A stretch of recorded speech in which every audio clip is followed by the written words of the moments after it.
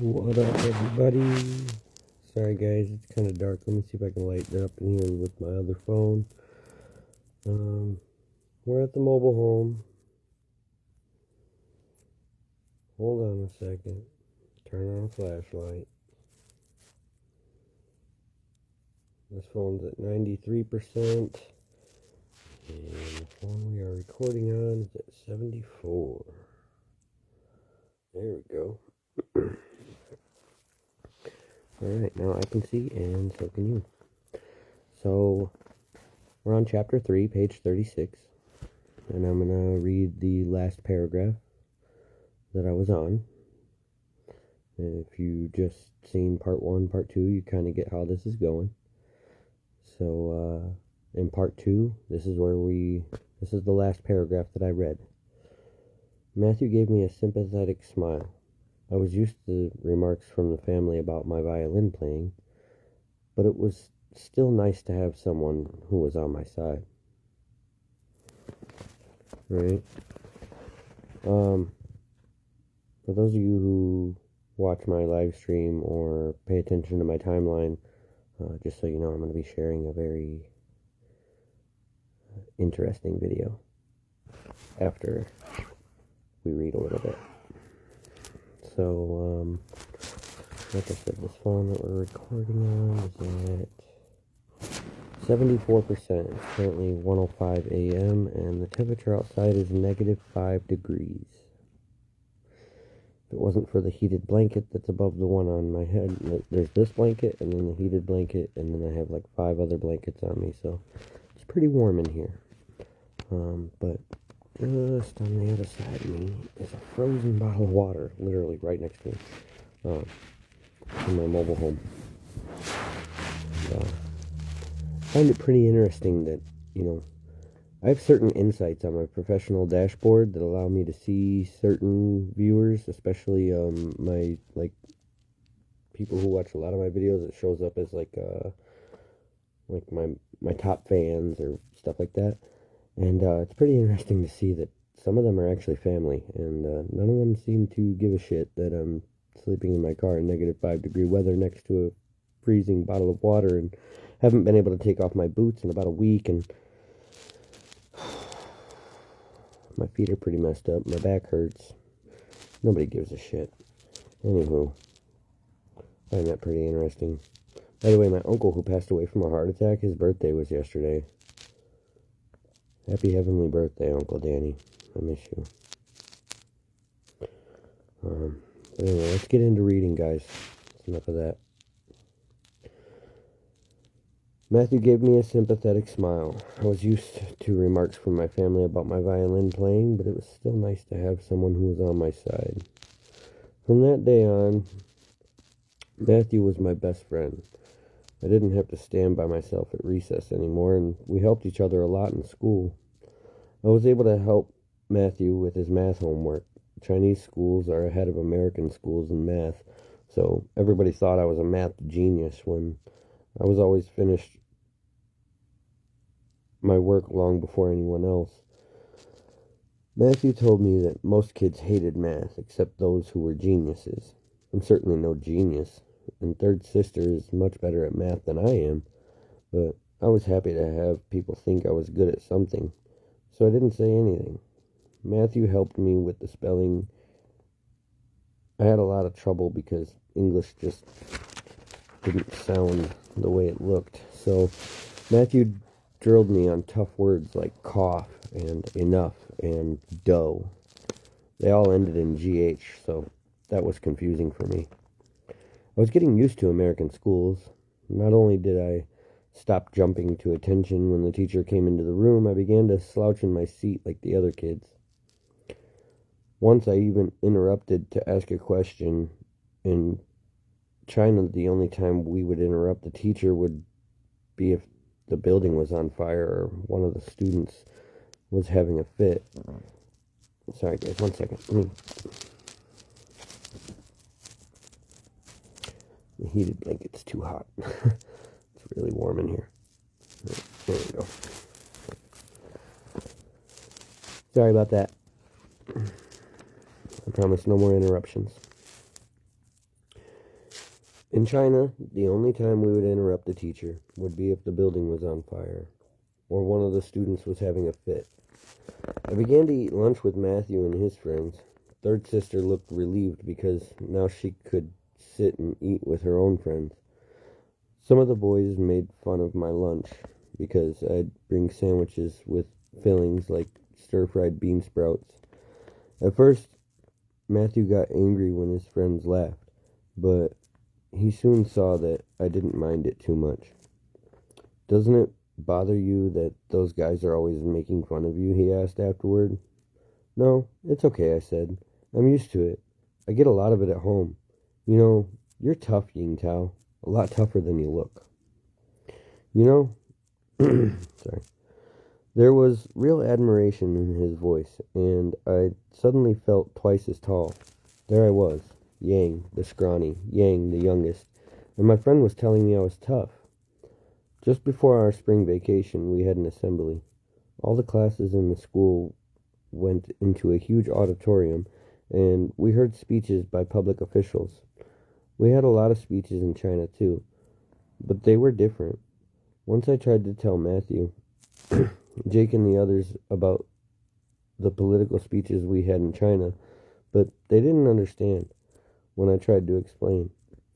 Maybe it was because I didn't understand myself.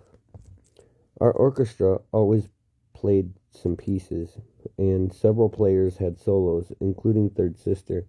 But what I liked the best on the program were the funny skits put on by the fifth grade students. In one of them, a tall boy sang a song in a high voice, just like a girl's. Then it turned out that he was only moving his lips, while a girl hiding behind a screen was doing the real singing. Matthew told me afterwards that this was called lip syncing. After school one day, Matthew took me to a field nearby to watch him play baseball with the neighborhood boys team. Before they started playing the game, they spent some time throwing the ball around.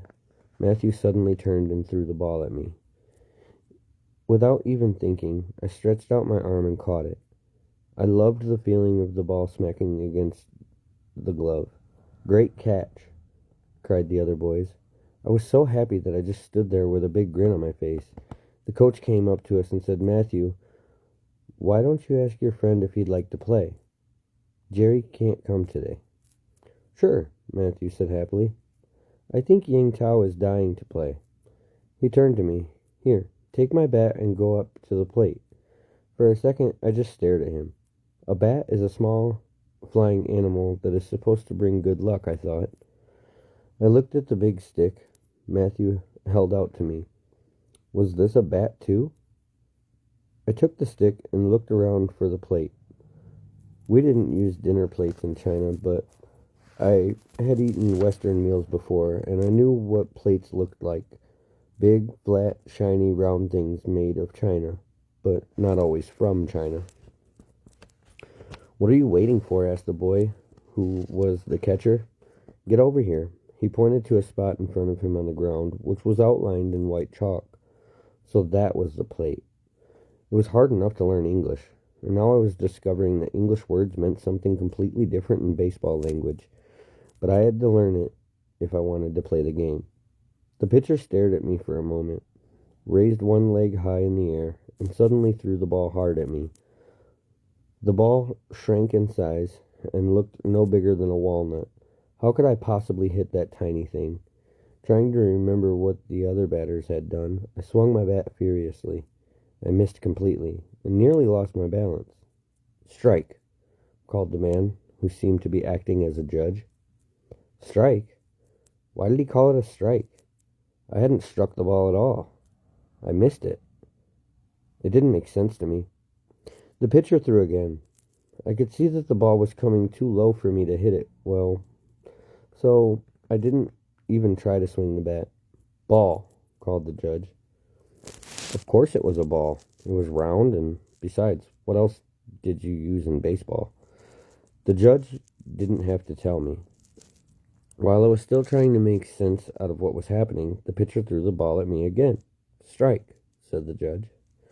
Did the judge have trouble with his eyes? Maybe he needed glasses, but to my surprise, everybody else seemed to agree with him. I was totally confused. Again, the pitcher threw while I was not ready, and again, the judge yelled, "Ball."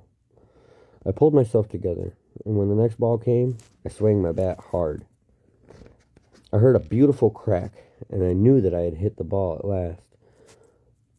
But the ball flew high up in the air and was caught by one of the players on the other team. "Out," said the judge. I didn't need to be told what that meant. Matthew came over and, to my surprise, told me that I had done well. "You could tell that ball was low, couldn't you?" he said. "I bet you'll be a great batter someday."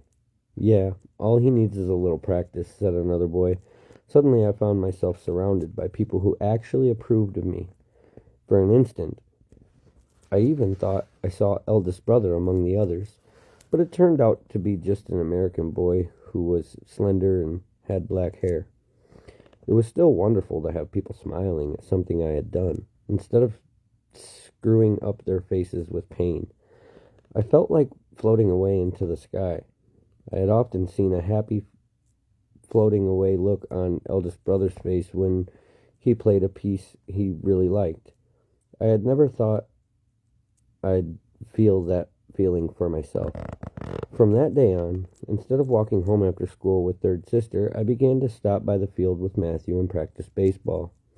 As often as I could, anyway. I felt a little guilty about it because I knew I should have been spending that time practicing my violin, but I didn't feel too guilty because I knew that it didn't make much difference whether I practiced or not. I was never good at music. Third sister knew how much I enjoyed baseball, and she didn't tell on me. But I couldn't keep the baseball playing a secret. During one of my lessons with Father, he noticed that I was holding my bow differently. "What happened to your hand?" he asked, pointing to my knuckles, which were raw at this point. "I scraped my hand sliding on the ground," I mumbled. One of the other players had taught me how to slide in the dirt and to touch the home plate before the ball could reach the catcher. Father frowned. "And just why have you been sliding on the ground exactly?" Bit by bit, the truth came out. I had to tell him about baseball, about going to the field after school and playing on the neighborhood team. I was afraid Father would be very angry. Instead, he looked sad, disappointed. "Yang Tao, your mother and I both know that you are less fond of music than your brother and sisters. It's clear that your heart isn't in the music, but why don't you at least try harder? Just this once. Just for the recital. It's very important to me. It's important to our whole family." He was practically begging. I hated to see Father like this. I'd rather have him shouting at me, to be honest. How could I tell him that with or without scraped knuckles, I would play miserably? That no matter how hard I had tried, I simply could not play music in tune. In our string quartet, I was about as useful as a rickshaw with one wheel. It wouldn't be so bad if we weren't playing a string quartet. When I played in the orchestra or sang in a chorus, I had my usual ways to escape. But in a string quartet, there was no escape, no way for me to cover it up. "Father, why do you make us play a string quartet in the recital?" I asked. "Why can't you just have eldest brother play a solo?" Father thought for a moment before answering my question. "I'll tell you why, Ying Tao. When you're playing a solo piece, you care only about yourself. When you're playing in a large orchestra, you do what everyone else is doing. But in a quartet, you have to cooperate with the others, and at the same time, you speak out for yourself. Each voice is heard. That's why I love string quartets best of all the different kinds of music." I knew that he believed in letting each person speak out, and letting each voice be heard. We had heard him say this often. In China, not everybody agreed with him. Once I overheard Mother telling him to be careful when he had said that. In most Chinese families, usually the father makes all the decisions, and the rest silently accept them. But in our house, Father would encourage us to speak out and let each voice in the family be heard. We loved that about him. But it was because I loved him so much that I couldn't speak out. I knew that if I told him I hated playing violin, it would hurt him deeply. The trouble is, in this case, we would really be better off if the voice of my violin couldn't be heard. After he started lessons from oldest brother, Matthew improved very fast. But in the school orchestra, he still sat with me in the back row, where the worst players were.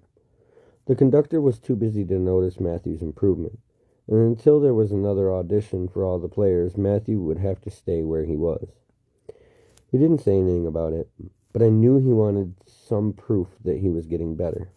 My brother says that after 1 month of lessons, you're already playing better than I did after 4 years of lessons, I told him. He didn't look so convinced. Your brother was just being nice. My folks still hate the sound of my fiddle. My family was getting used to having Matthew eat with us. By the time his lesson with elder brother was finished, it was often dinner time already. Matthew began to be embarrassed. I'm eating dinner at your house a lot lately, and I'm getting free music lessons too. That's all right, I said. We often have guests for dinner. We just set some extra plates and chopsticks and add water to the soup. But how do you know if you'll have enough food to go around? Everybody just eats a little less, that's all. We can always fill up on rice. You must run out of rice a lot then, said Matthew. He was right. We needed more rice that very afternoon. Usually, second sister went shopping with mother, but she was in one of her moods today. Matthew and I can go and carry for you, I said to mother, looking first at me and then at Matthew. Mother smiled. Since there are 2 of you to help carry things, I'll buy a big sack of rice this time, the 50-pound bag. Even with the 2 of us, we were panting hard when we finally heaved the sack of rice into the bus. Matthew didn't believe me at first when I told him that we would eat up all the rice in about 2 months. Gee, I don't know how you stay so skinny when you eat so much, he said. Hey, Matthew, somebody yelled when we had entered the bus and arranged the sack of rice at our feet. What have you got there? Cement? It was Jake, the boy who had taken my pen during recess at school. He came over and looked at the sack of rice. Phoenix brand fragrant rice, 50 pounds, he said, reading the label. Then he grinned. If you eat all this, Matthew, the curl will go out of your hair, and you'll have straight black hair like the Chinese people. Jake went back to his friends at the back of the bus, and I heard laughter. Matthew pretended not to hear, but his face turned a little red. For the first time, I realized that being friends with me could be embarrassing for him. But that didn't stop Matthew from staying for dinner that evening. He was using chopsticks pretty well by now, and he only dropped a few things on the table. He even ate a little fish. Matthew looked up from the fish bones. Can I stay around and listen to the quartet practice tonight? He asked Father. Of course you can, said Father, looking pleased. He turned to me. See how serious your friend is about music, Ying Tao? You can learn a lot from his example. Maybe he can even play your part in the quartet for a little while, suggested Mother. Then you can hear how it's supposed to sound. Mother didn't say this to be cruel. She really thought it would improve my attitude. Except for third sister. Everybody in the family had been saying things like this for years. I should have been used to it, but somehow it felt worse when they said it in front of my friend. So Matthew stayed in the living room with us while we set up the stands and put out the music for the quartet. As usual, we had to stop after playing only a few bars, and the place where we stopped was the place where I started playing. Eldest brother screwed up his face. He looked like someone who had bitten into a green persimmon. I don't know that word. I'll have to Google it. I glanced at Matthew and saw the same suffering on his face. Although he tried not to show it, for a moment I felt bad. Even my best friend couldn't stand my music. Oh, well, if my own brother and sisters couldn't bear to listen, how could I expect my friend to? Then second sister remembered mother's suggestion. Fourth brother, why don't you let Matthew play the second violin part? Just so that you get an idea. I got up and let him take my seat, standing by myself in a corner. I watched the four of them start to play. At first, Matthew made some mistakes, mostly in counting the time. The music was new to him, after all, but he learned very quickly, and soon he was playing away. I saw eldest brother nod. Even his fussy ear was satisfied. It was true that Matthew's curly brown hair looked funny, surrounded by the straight black hair of all of us Yangs. But, as Jake had said in the bus, maybe if he ate enough rice. Suddenly, I felt an ache in my chest. I wasn't exactly jealous of Matthew. After all, he was my best friend. And I was the one who had invited him over for dinner, but I felt left out. After that, Matthew came regularly to our rehearsals. Second sister would stop playing after about 10 bars into the quartet. Why don't you let Matthew take over for fourth brother? She would say. Then you can hear how the part's supposed to sound. So Matthew ended up playing the second violin part most of the time. None of the others ever objected. Then one day, he told me in school that he wouldn't be able to come to my house that afternoon for his lesson with eldest brother. My parents think that I'm spending too much time at your house, he said. What's wrong with that? I asked. Then an uncomfortable thought struck me. Is it because we're Chinese? No, of course not, Matthew said quickly. Maybe too quickly. See, I'm eating dinner with you a couple times a week already, and my mom's embarrassed about that. She doesn't have to be, I told him. We still have about 30 pounds of rice left, and you can help me carry another 40-pound sack if we run out. Matthew shook his head. I don't know, but I'll work on my mom and try to change her mind. A couple days later, he said his parents had invited me over to dinner at his house.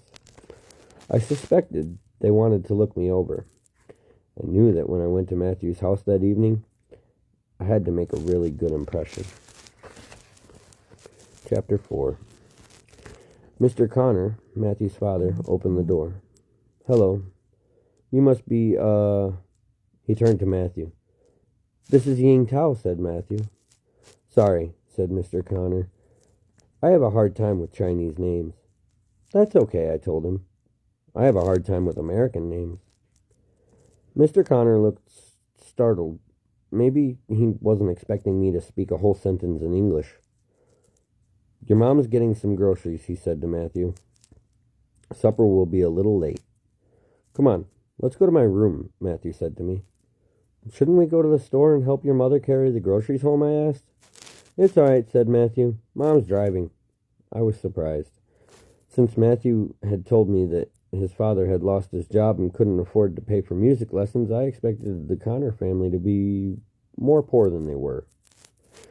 Your family can afford to drive a car, I asked. Now Matthew looked surprised. Of course. Everybody drives. In China, only officials and executives of big companies have cars, I told him. The Connors certainly didn't look poor. Their house was made of wood, painted in a nice light blue color, and it had a yard both in front and in back, with neatly cut lawns. Do you share your house with another family, I asked. Matthew shook his head. Nope. We have it all to ourselves. Eric and I each have our own room. I looked around in wonder at the spacious living room with its matching sofa and armchairs, and at the dining room, which had a table matching the dining chairs, and the cupboards, too. I really like your house, I told Matthew. Matthew looked pleased. Dad bought this house cheap and fixed it up. Eric and I helped him. I was impressed. You really helped him with carpentry work? Well, we mostly handed him his tools, admitted Matthew. But he did let us pound a few nails. I could imagine Father was working on a house in China when something needed to be done in our apartment. We just called a carpenter. We even had a carpenter come in to make beds for us. It was cheaper than buying ready-made beds. After we came to America, eldest brother got a hammer and did a little repair work, but I didn't think he would ask me to help.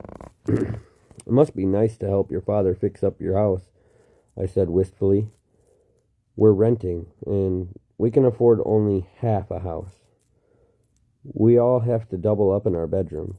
Well, that's because you're newcomers to this country, said Matthew. I bet you had more room back in China. I nearly laughed. In China, all four of us had to share one room. We ate our meals in the living room, and that's where my parents slept most nights. At least we were lucky and had our own kitchen. You mean some apartments don't have their own kitchens in China? Asked Matthew, surprised. Most of them don't. Many of our friends had to share a kitchen with 2 or even 4 families. We had to share a bathroom and a toilet with our neighbors across the hall. Matthew looked stunned. But your brother has that beautiful violin. You all have expensive instruments. Your family can't be that hard up. We have to have good instruments, I said. According to Father, you can't make good music without good instruments, but you can have a good instrument and still make terrible music, I said to myself. Matthew was silent and thoughtful as we went up the stairs to his room. I found his room filled with furniture.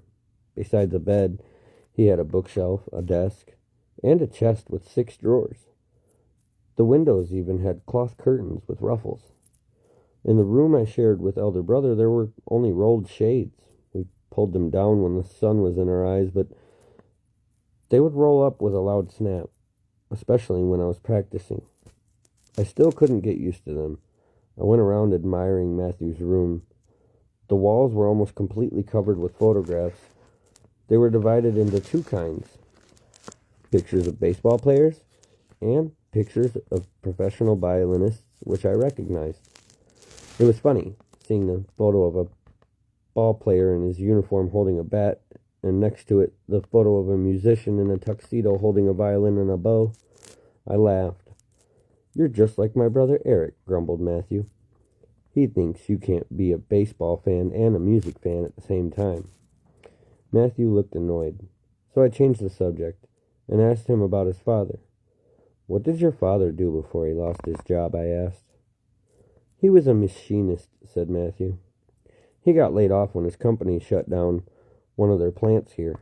Laid off? Was he hurt badly? Matthew looked puzzled. I didn't say he was hurt, but I thought he was laid off on a stretcher or something. Oh, boy.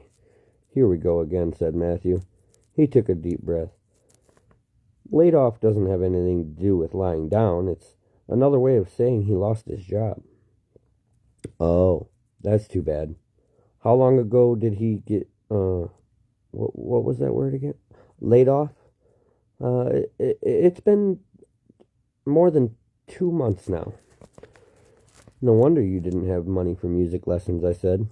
Matthew had been surprised because we had expensive instruments, but no money for furniture. The Connors had a big, beautiful house full of furniture, but no money for music lessons. Did they have money for food? I started to worry about dinner. Somehow I didn't think the Connors bought a 50-pound bag of rice. Will you have enough food tonight if I eat here? Look, we're not exactly starving around here. Matthew looked a little offended by my question and also by my reminder that he didn't have enough money for music lessons. I'm sorry, I said very quickly. I didn't mean... No, that's okay. Dad has unemployment benefits, and Mom has a part-time job. Besides, both Eric and I have paper routes. A paper route? I chewed over those words. Sometimes if I say the words very, very slowly, they begin to make a little more sense. But not this time. Matthew explained. A paper route means delivering newspapers. Every morning, we go around and throw newspapers on people's front porches. We do it before we go to school. That means you have to get up early in the morning, I said, feeling sorry for him. I felt sorry for anyone who had to get up early, since I never liked to. Matthew shrugged. It's not too bad. Eric and I make decent money. We earn enough to buy our own clothes and games and stuff. He looked at me curiously. Don't you guys work? How about your sisters? Do they make any money? Babysitting or anything like that? Babysitting? What's babysitting? You know, sit babies when their parents go out, Matthew said patiently. Maybe too patiently. Talking to Americans is like walking along a country footpath in China. You think the path is nice and firm, but your foot suddenly slips on a muddy stretch and you land with a big splash in a wet rice paddy. My family tries hard to study English. Whenever we came across a strange word, we would look it up in the dictionary. But knowing what each word means isn't always enough. You mean sit a baby down on a chair?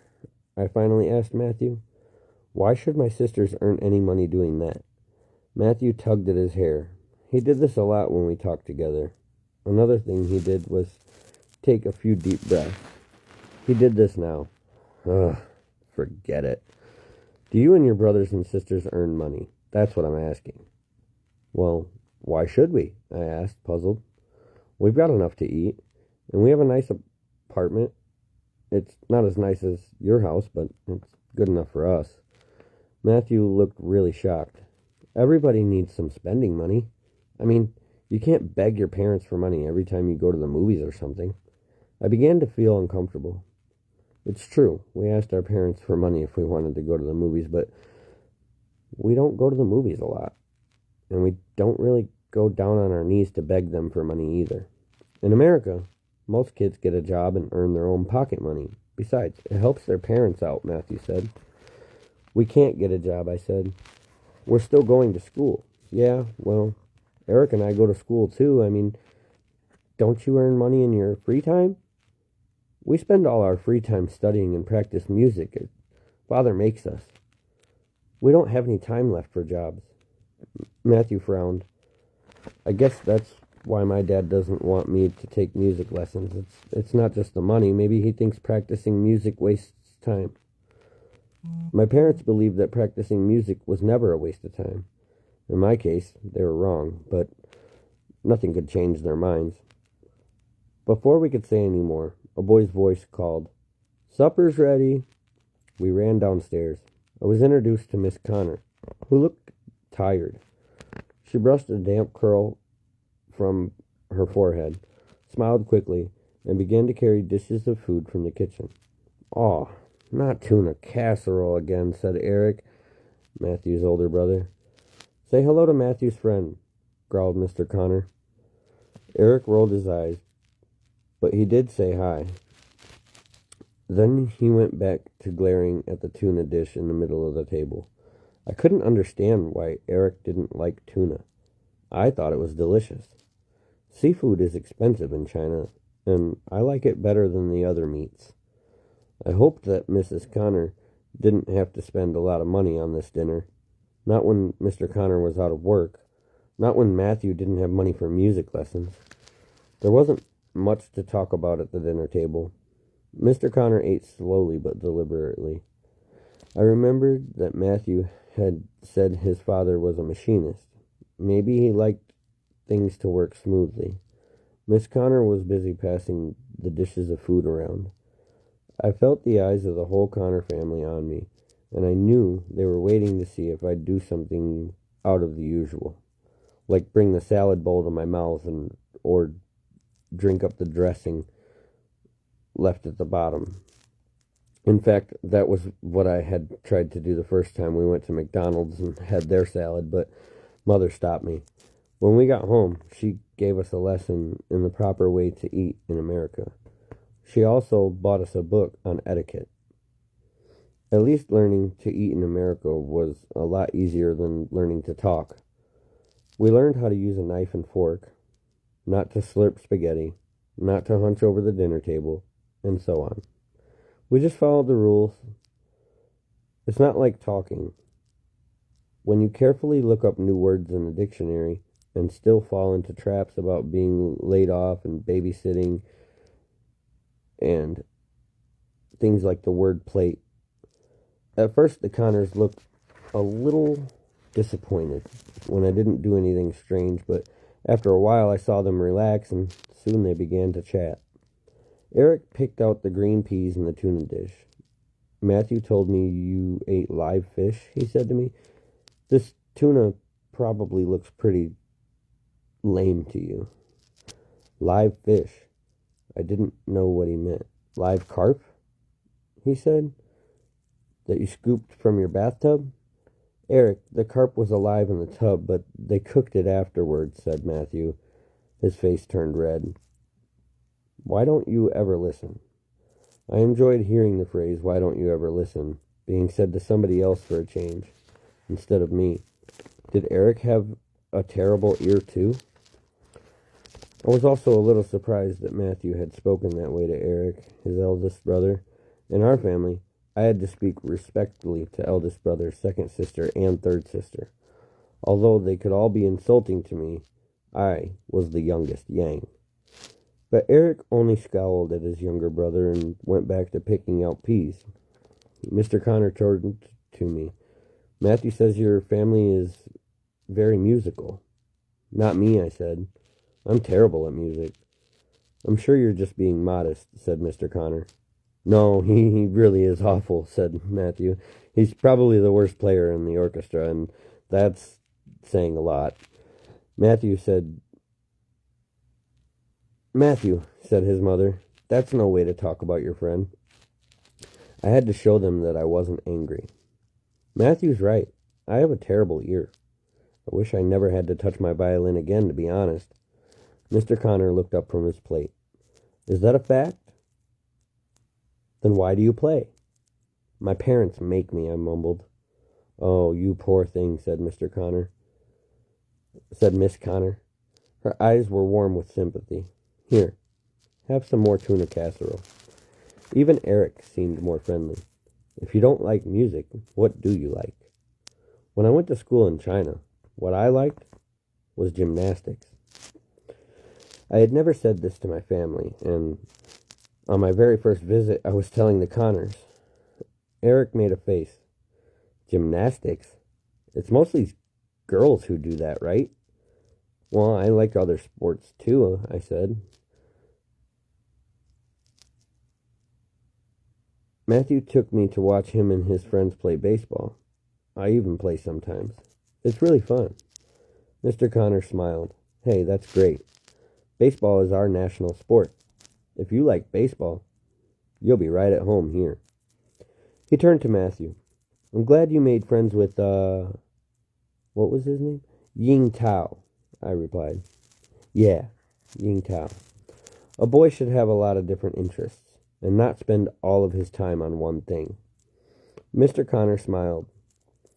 We were getting embarrassed because Matthew was eating dinner at your house so much. I'm glad you could come over here for a change. Maybe we can go out in the yard and hit a ball later, Eric said to me.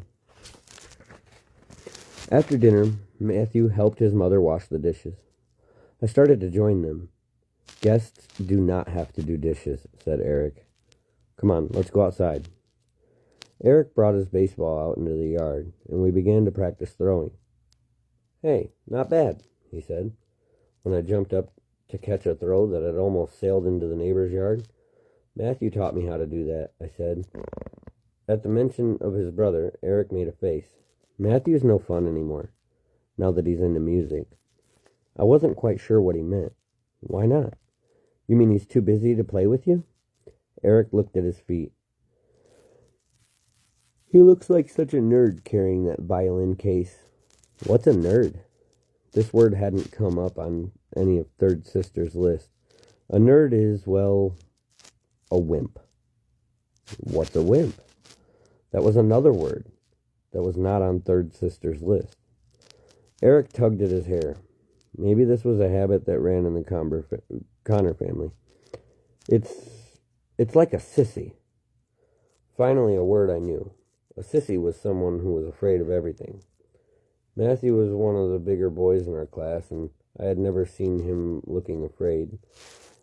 I don't think Matthew is a sissy at all. The other kids laughed and called him Matthew the boy genius, muttered Eric. I'm sure what the other kids say doesn't bother Matthew, I told Eric. Well, it bothers me, grumbled Eric. And it bothers my dad, too. I had learned something in America. It seemed that playing a violin made a boy a nerd, a wimp, a sissy. My elder brother and I both play the violin, I said. Eric shuffled his feet. That's different. You're Chinese. Everybody knows Chinese kids do that kind of thing, you know? Study hard, play violin, read books, all that nerdy stuff. Does that mean Chinese kids are all nerds? Not you, Eric said quickly. You're all right. My folks liked you, Matthew told me later as I was getting ready to leave. Now that they've met you, they aren't worried anymore. I was puzzled. Why were they worried to begin with? Matthew looked away. I guess they were afraid that I'd get even more involved with music if I went to your house so much, but you told them you liked sports, so now they think you're okay.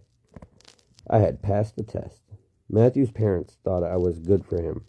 You know, you're really lucky, Matthew said suddenly. I was surprised. You're the only one who's lucky. You're musical. My brother says so, and so does my father. But at your house, people are happy when you make music, Matthew said in a low voice. At my house, people say, oh, not that again, whenever I play my violin.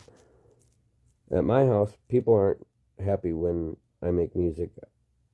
I said, people say, oh, not that again, when I'm the one who is playing the violin. We looked at each other. Too bad we can't trade places, sighed Matthew. That was when I had my brilliant idea. Maybe, I said slowly, we can. Lip sync. That was the idea. Only it wouldn't be lip sync, but bow sync. Matthew would hide behind a screen at the recital and play my part while I moved my bow back and forth silently.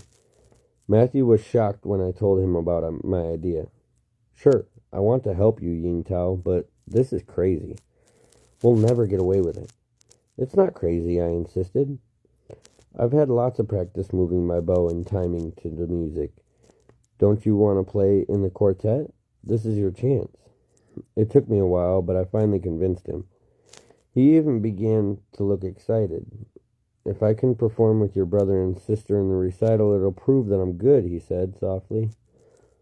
Lately, Matthew had sounded discouraged because in the school orchestra, he was still seated next to me, in the very last row. You must know by now that you're talented, I said. My brother and sisters always say so. They're just saying that to be nice, he muttered. Then why can't they tell me that I'm talented and be nice to me too? I demanded. Matthew grinned. Because they know you wouldn't believe them. He became serious. Maybe they keep saying how good I am to make you work harder to improve your so-called attitude. Well, if that's what you believe, I said quickly, then you should certainly play in the recital. It'll be a test, sort of, I added, but you can't tell anyone. No, but I'll prove something to myself, he said. That's all I care about. Looking at his shining eyes, I knew that Matthew really loved music. He didn't play to impress an audience, to hear people clapping for him. He would play his heart out even if nobody could see him doing it. This was what real music loving was like. I remembered the times when my oldest brother played a piece alone in his room, not to practice for a lesson or a recital, but just because he enjoyed playing. Since Matthew had already been practicing the second violin part of the quartet, he didn't even need to rehearse with the others. All we had to do was arrange for him to play in the recital itself. First, we needed a screen to hide him behind, and I knew just what we could use. Mother had bought an old folding screen at a garage sale, and she was planning to fix it up and use it to divide our dining area from the living room.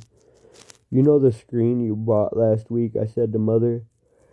"Can we use it for the recital?" "What for?" she asked. "It needs paint and one of the hinges is broken." "It'll look more like a stage that way," I said.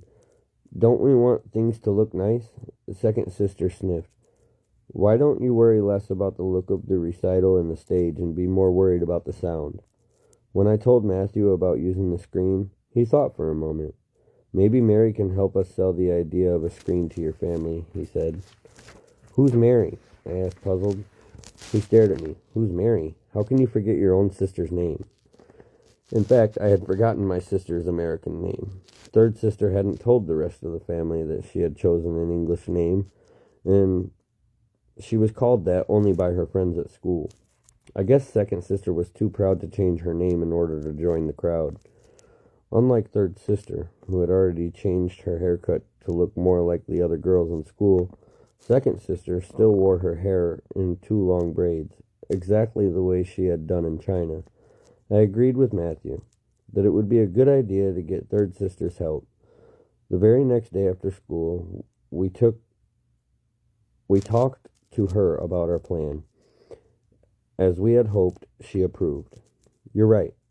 This is our only way to save the recital." Then she added, "You can't make a silk purse out of a sow's ear." This was an old Chinese saying. These days, third sister wasn't satisfied with learning 5 new words every day. She was beginning to make lists of whole new sentences that would be useful.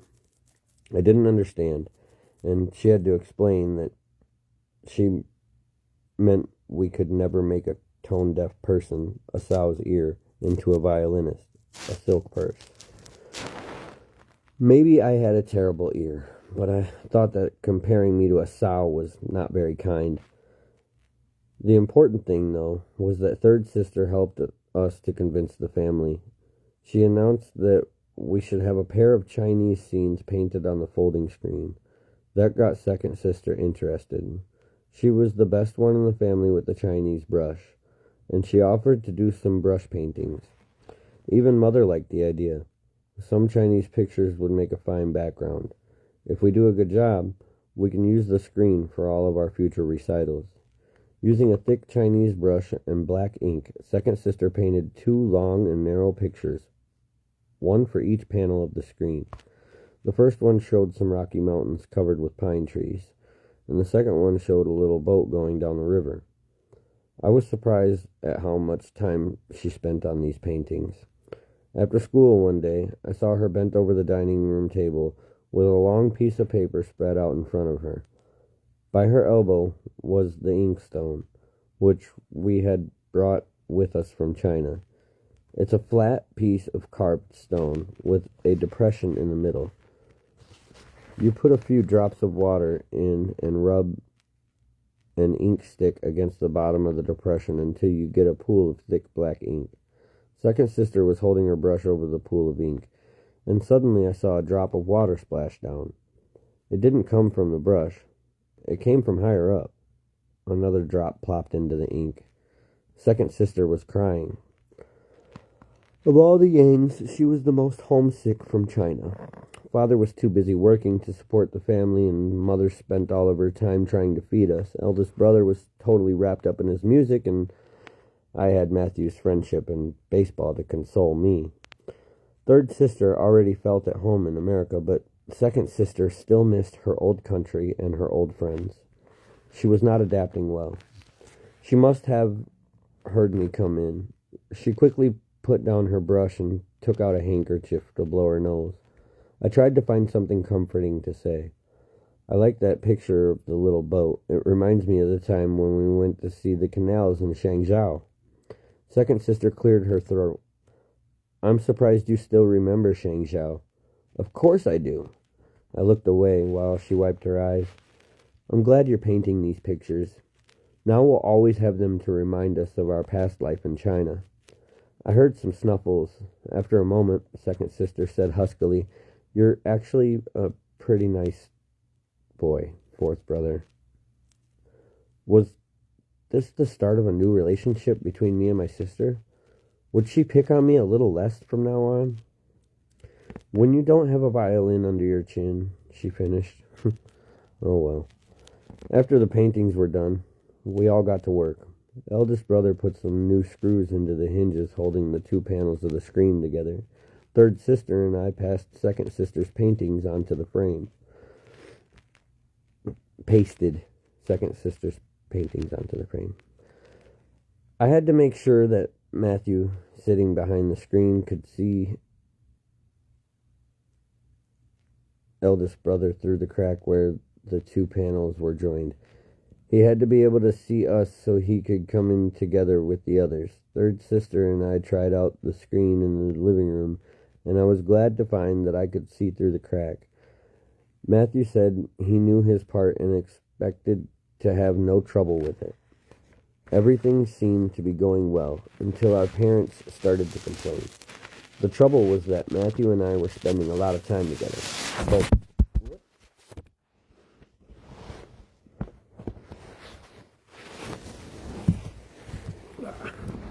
sorry guys, I'm reading a book in a car in -5-degree weather, and I'm scrunched up, and I'm 6 foot tall in a 4 foot space. So, just trying to make the best of it. Figure out where I was at now. I dropped my phone. I'm trying to. Hold on. I literally have my phone sitting between my knees. So, yeah. Anywho, keep going. What's my battery at? 58%. Okay.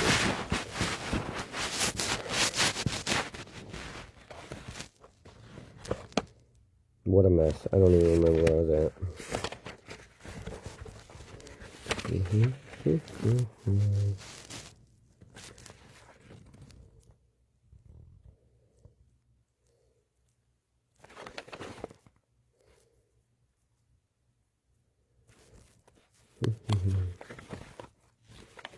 I'll find it.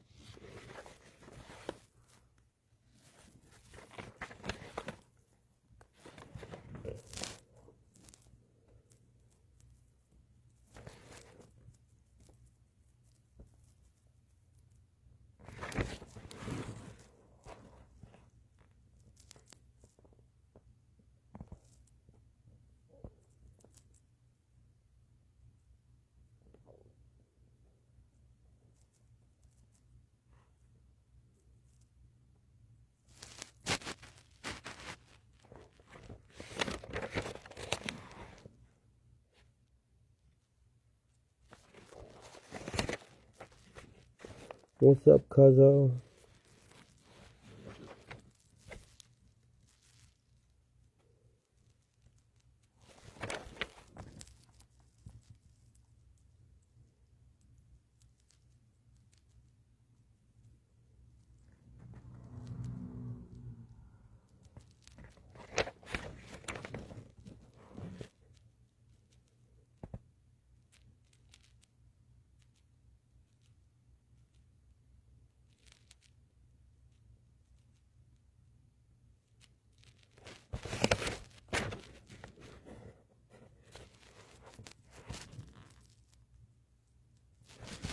Alright. I know this is close to where I was at, so I'm just going to pick up here. Sorry, y'all. It happens.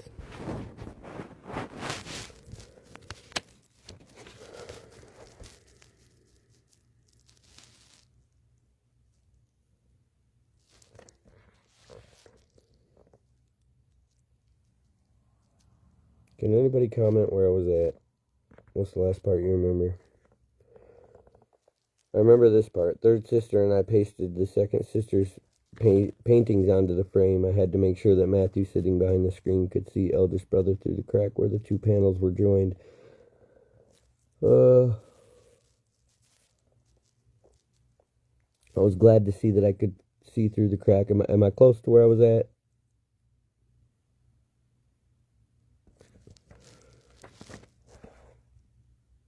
I don't want to go too far back.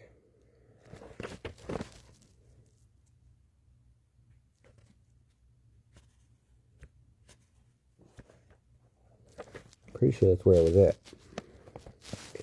Man, it's hot in here. I'm sweating.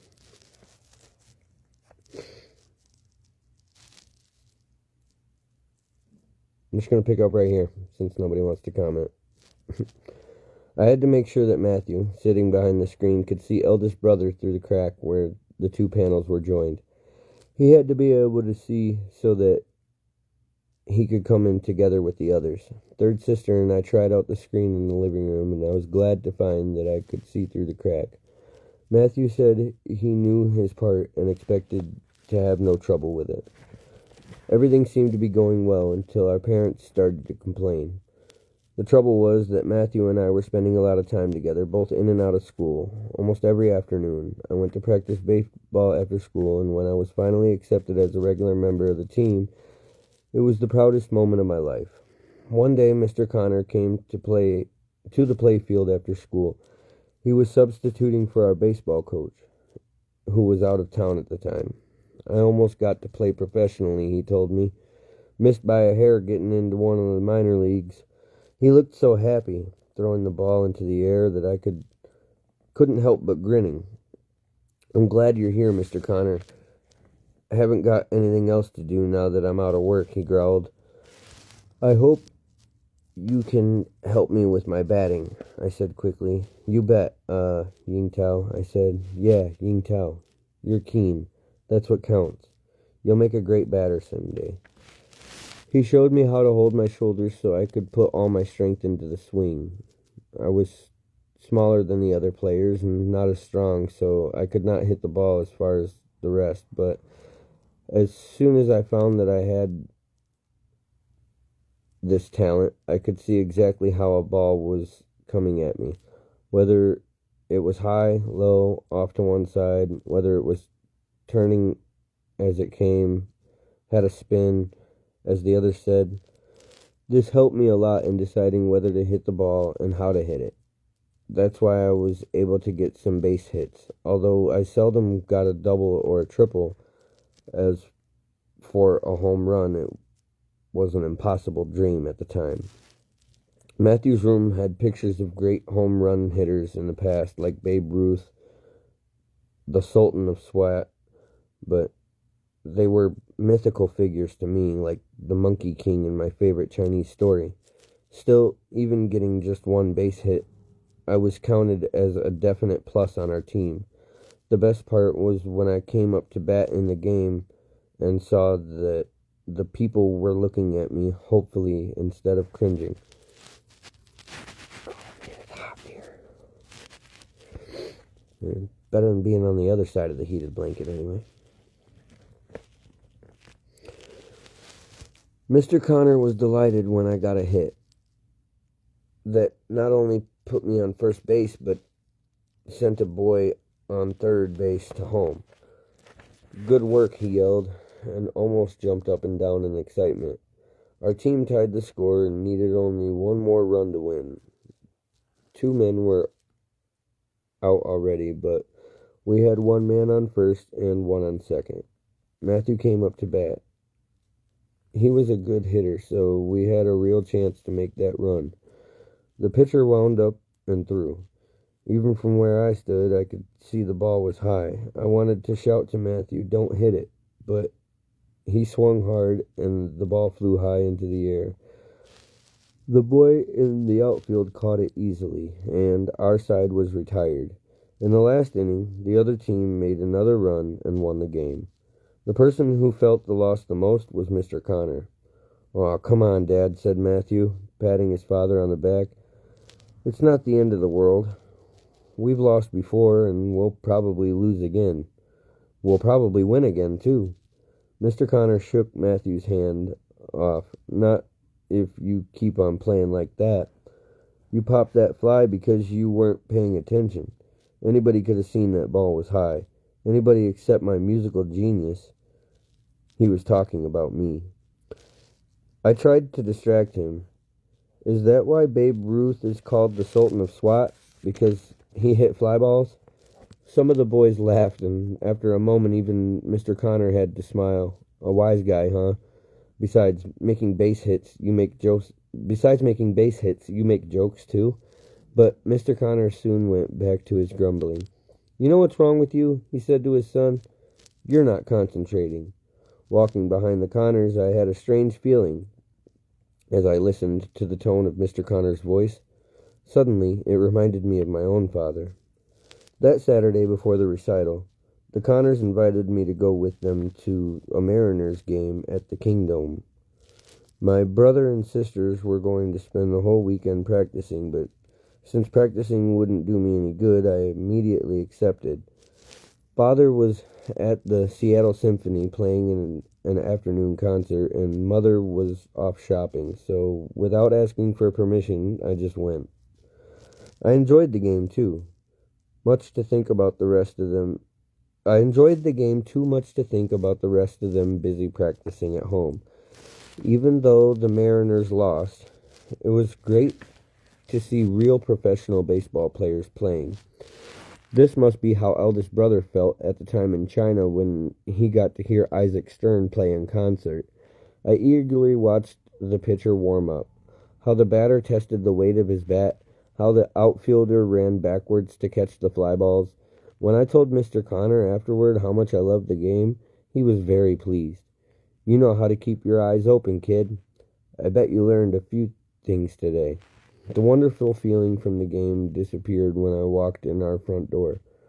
Father had returned and was waiting for me with a stoned face.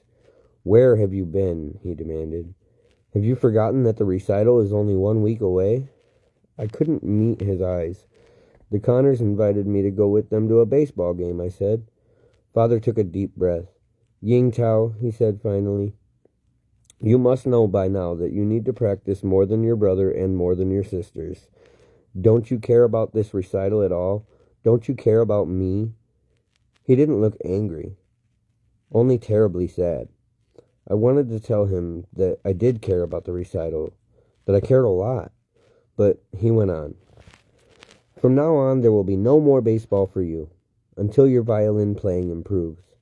I crept up to my room. Until your violin playing improves. This meant that I might never play baseball again. Matthew was having problems too. Everybody started calling him Matthew the musical genius, once Jake said. Hey, Matthew, why don't you play on street corners so people can throw coins in your violin case? Think how much money you might make. Usually Matthew turned red when he was embarrassed, but this time he turned white. I knew that he was sensitive about money, and he was probably very upset, because his father wasn't working. Also, practicing in the quartet cut into his time for baseball.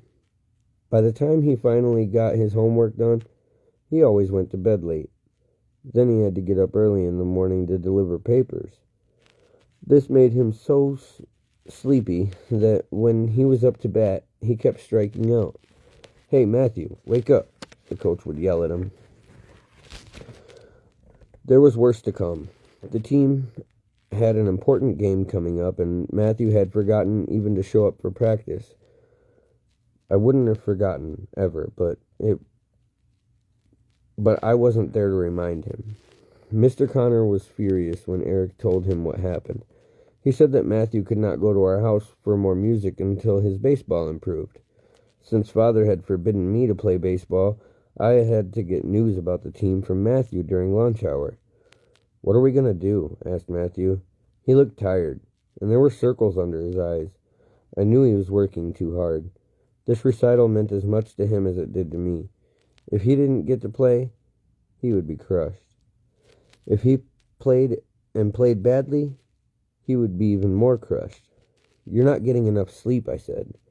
Maybe you don't have to get up so early. Maybe if you didn't have to get up so early in the morning. I need the paper route, Matthew said in a low voice. Our family needs the money. I knew it upset him to admit that. But why should it? It wasn't his fault, and he couldn't do anything about it. Or could he? With the money they earned, Matthew and Eric paid for their own clothes and school supplies, so they could help their parents out. What Matthew had said about his paper route made me thoughtful. Could I earn some money and help my family too? Whenever I went grocery shopping with my mother, I noticed that she had to count up all the nickels and dimes carefully. She was always trying to find bargains. One day, she noticed the grocer pulling the green leaves from the broccoli stalks. "What are you going to do with these leaves?" she asked him. The grocer turned around. "These leaves, when, well, we throw them away. They just take up space in the bin, and our customers don't eat them anyway." "Then can you give them to me?" asked Mother. "Sure. You got rabbits or guinea pigs or something to feed?" "I've got my family to feed," replied Mother. "These leaves are delicious, and they're full of vitamins." The grocer was a huge man, and when he looked down at Mother, who was tiny, he grinned. "Tell you what, from now on I'll save these leaves. Anytime you come in, I'll have a bag waiting for you. And if I'm not here, just tell the other grocer that Al wants you to have these broccoli leaves." Mother had a soft voice, but she somehow got people to do what she wanted. We've been eating free broccoli leaves ever since. To me, they taste better than the stalks. But once, when I was helping Mother carry away her usual bags of leaves, I overheard two women talking about the fruit bins. "Look at those Chinese people over there taking away the huge bags of broccoli leaves," said one of them. "Are they really going to eat all that?" The other one giggled. "I hear that the Chinese will eat almost anything." It's true that since there are too many people in China and not enough food, we usually do eat just about everything, and anything that's not a deadly poison. But the two women obviously thought that eating broccoli leaves was something shameful. I stole a look at Mother and saw that she was biting her lips for a couple of weeks afterwards. We had other vegetables for dinner. But in the end, we went back to broccoli leaves. Sometimes when I looked at Mother spending so much time cooking, I felt very sorry for her. Her fine pianist hands, which used to spend so much time over the keys, were now rough from washing vegetables and scaling fish. If I could earn some money like Matthew and his brother, then maybe Mother wouldn't have to work quite so hard to try to save money. Maybe I could deliver newspapers too. "Can I go with you on your paper route next time?" I asked him during the school orchestra. By now Matthew was getting used to my brand of English. "Paper route, you mean?" he corrected. "Sure, but you have to get up early." I could hardly believe it when he told me just how early. No wonder he was so sleepy. At 5 o'clock in the next morning, I was struggling to put my clothes on in the darkness. "Is it time to get up already?" mumbled eldest brother. "No, it's early. I'm getting up because I'm going out with Matthew on his paper route," I said. "You're crazy," groaned my eldest brother, burying his head under the covers again. "In Shanghai, we sometimes got up very early on summer mornings because it was so hot that morning that was the only comfortable time, but this wasn't summer." I shivered as I hurried to Matthew's house. He was already waiting for me at the front door. "What kept you?" he asked. "We've got to hurry since we have to fold the papers first." My fingers were stiff from the cold when I started to help Matthew fold the papers, but they soon warmed up. Then I watched Matthew throw papers at the house along his route. "Do you want to try?" he asked for a while. In the beginning, I missed a few times, and some of the papers fell short or landed in the bushes. I had to pick them up and throw them all over again. But my aim improved, and soon I was throwing the papers as accurately as Matthew. "It's just like throwing the baseball, from first base to the pitcher," I exclaimed. By the time we reached the end of Matthew's paper route, it was daylight, and I was starving. Matthew looked at me gratefully. I got through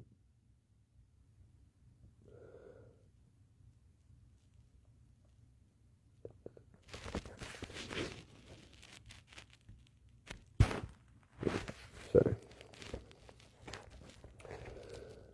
I got through a lot sooner because you were helping me. You're really good at throwing. I bet you can get a job delivering papers if you wanted to." When he told me how much he earned, I was amazed. If I could get a job like this, it would really help our family. But would my parents let me? I wasn't the only one in the family thinking about getting a job. Third sister looked thoughtful at dinner that evening. She finally cleared her throat. My shoes are wearing out. I saw some running shoes on sale today at the store, and all the girls in school are wearing these shoes. Mother sighed. You know we can't afford to buy you new shoes right now. You'll just have to have the old ones repaired. Maybe I can get a job and earn some money, third sister said brightly. A young girl like you getting a job? Asked Mother, looking surprised. What could you possibly do? She can babysit, I said. I turned to second sister. You can do it too. Babysitting doesn't mean just sitting the baby in a chair. It means taking care of somebody's baby while the parents go out. You don't have to give me a lecture, snapped second sister. I know what babysitting means. My friends in school told me about it. I was surprised. It seems that sister did not spend all her time brooding and longing for old days in China. She had even made friends. Second sister turned to Mother. Some of the girls earn a lot of money babysitting. If third sister and I do it every weekend, we can really help with the expenses. I think Miss Schultz might give me a job. Miss Schultz was the mother of Father's youngest violin student, Peter. Second sister often played with him until his mother came to pick him up. Once she was teaching him some Chinese children's games, and Miss Schultz was impressed. Mother looked doubtful. I can't imagine that parents will want to trust their babies to strange young girls. Then she added in a soft voice, especially Chinese girls. The tone of Mother's voice was a shock. Had someone jeered at her because she was Chinese? She had never mentioned any unpleasant experiences before. Then I thought of the two women in the grocery store who had laughed at her for taking away big bags of broccoli greens. For some minutes, we ate in an uncomfortable silence. Finally, Father broke the silence. No, I will not have any of my children earning money with little jobs outside of this house. Young people should concentrate on what's important. You should not sacrifice your schoolwork and your music just to earn money for a pair of shoes. But, third sister began, Father was firm. Music is more important than money. We went back to eating dinner in silence. I was getting sleepy, and when I put down my rice bowl, I smothered a yawn. Eldest brother looked at me. You got up too early this morning. What were you doing out of bed at 5 a.m.? This was not the time to tell everybody that I went out with Matthew because I was hoping to earn some money delivering newspapers, so I just mumbled something. But that didn't stop everybody from staring at me. Father frowned. If you have the energy to get up at 5 o'clock, you can surely spare some of that extra time for your music. It's just a matter of channeling your energy into something worthwhile. You're a healthy, lively boy, Ying Tao. Stop fritting yourself away on frivolous activities. Have you forgotten that the recital is coming up? Matthew and I saw less of each other now that I had to stop playing baseball, and he had stopped coming to our house for quartet practice because his father wouldn't let him. I was getting more and more worried about the recital. Will you still be able to play? I asked Matthew first thing on Monday when I seen him. Yeah, sure. I'd try to get some practice time done when nobody's home, he replied quickly, but I couldn't tell if he was just saying that to stop me from worrying or if he was really practicing in his free time. At my house, tempers were getting short. I was playing the second violin part all the time now, and the sound got on everyone's nerves. I wasn't getting any better. One night, after some particularly hard measures, eldest brother threw his bow down. We were doing so well for a while. What's wrong with you, Yang? Eldest brother rarely lost his temper. We knew these things were really getting serious. Even third sister looked worried. She pulled me aside when we finished playing. The recital is only a couple of days away, she whispered. What's happened to Matthew? Does this mean he won't be playing after all? She looked sick at the prospect. Matthew will play, I said with more confidence than I felt. Then on Friday, the day before the recital, my parents did something that would make it quite impossible for Matthew to play. It happened at dinner. The quartet sounds just awful, second sister said gloomingly. It was much better when Matthew was sitting in with us. I think fourth brother always improved when his friend was around to encourage him. What's happened to Matthew? Eldest brother asked me. Why hasn't he been coming lately? He didn't even show up for his lessons. I stared down into my rice bowl. His father got mad at him because he was spending too much time on music and not enough time on baseball, so he won't let Matthew come to our house anymore. I looked up and saw the Yang family in shock. Father's hand was suspended in the air as he reached for a piece of fish. Mother's chopsticks were frozen halfway to her mouth. Eldest brother's spoon was dripping soup on the table. Second sister and third sister sat with their mouths opening and closing like a pair of goldfish. Our family could not imagine a father scolding his son for spending too much time on music. Father recovered himself. Maybe I should have a talk with this boy's father to convince him that his son is a very talented musician and should be encouraged. I have a better idea, said Mother. Why don't we invite Matthew's family to the recital? Then they can see all the other young happily playing their instruments. It might change their mind about music.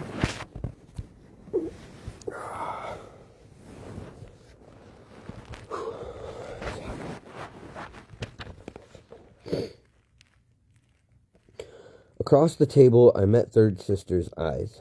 I knew she was thinking the same thing I was. If the Connors came to the recital, Matthew would be sitting in the audience.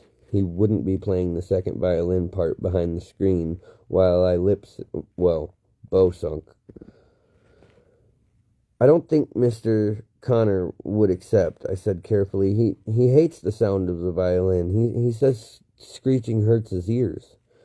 Then we'll have to convince him he's wrong, said my father. Not with this recital, you won't, I thought to myself. I made another effort. Father, your students are having their first recital. They're going to be nervous, so they'll screech more than usual. Why not invite the Connors to the next recital? Father looked offended.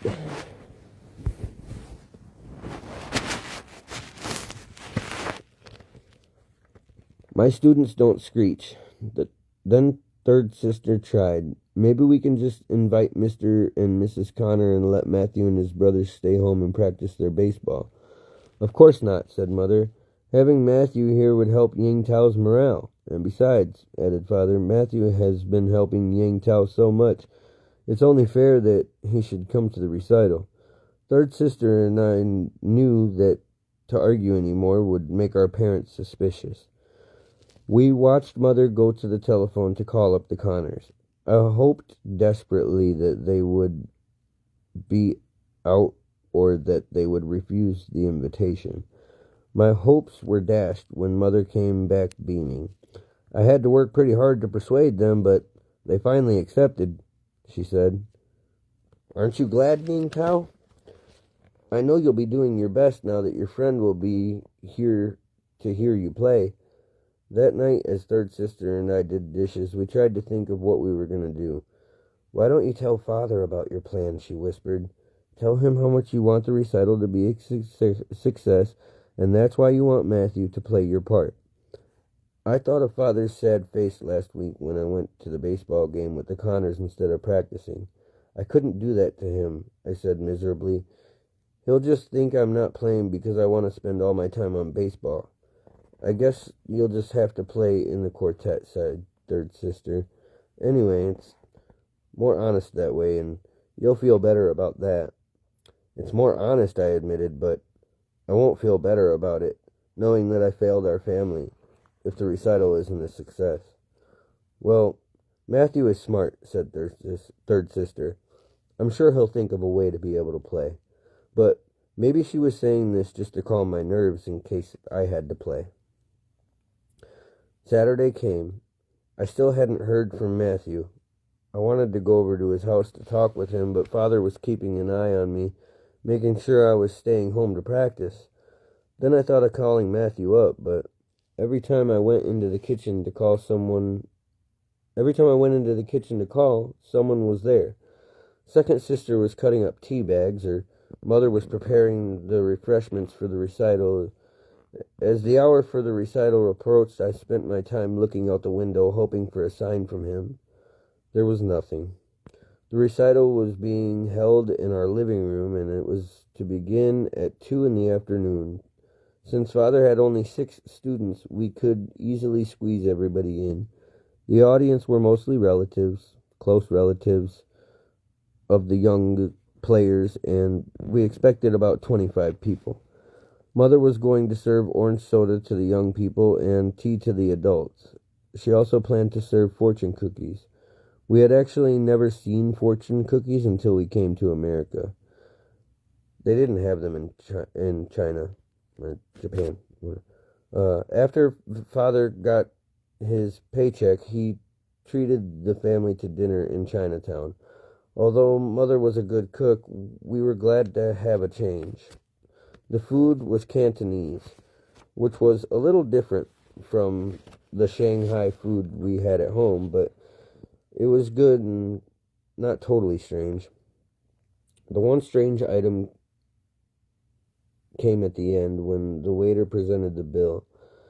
He also handed us a small plate with 6 funny-looking cookies. They were shaped like a small round cake folded in half, with the corners bent back. "What are these?" asked Father. "They're fortune cookies," said the waiter.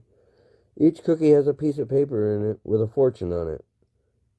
He showed us how to break the crisp cookie open and get the tiny slip of paper with the message out.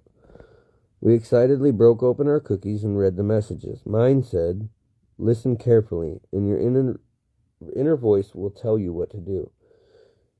Even my fortune cookie was telling me to listen carefully. Everyone liked the fortune cookies very much. From that time on, Mother bought them for special celebrations. For the recital, she bought the largest package she could find in the store. "When the recital is finished, we'll really have something to celebrate," she said. She was smiling bravely as she spoke, but her voice trembled a little. The only problem was how to get everyone seated. We finally borrowed enough chairs from our neighbors for the grown-ups. The kids in the audience would just have to sit on the floor. Eldest brother set up the screen in the living room while he wasn't looking. I moved the screen a little so that it stood right in front of the door to the kitchen. This way Matthew could move to his place behind the screen without being seen. If he came, that was. I could hardly swallow my lunch. I was so anxious about whether or not Matthew was coming. Of course, the rest of the family thought I was just suffering from stage fright. "You'll be all right if you just concentrate, Yang Tao," Father said heartily. "Don't finish your rice if you don't feel like it," said Mother. In our family, in any Chinese family, not finishing your bowl of rice is a terrible thing, so Mother was really trying to be kind to me.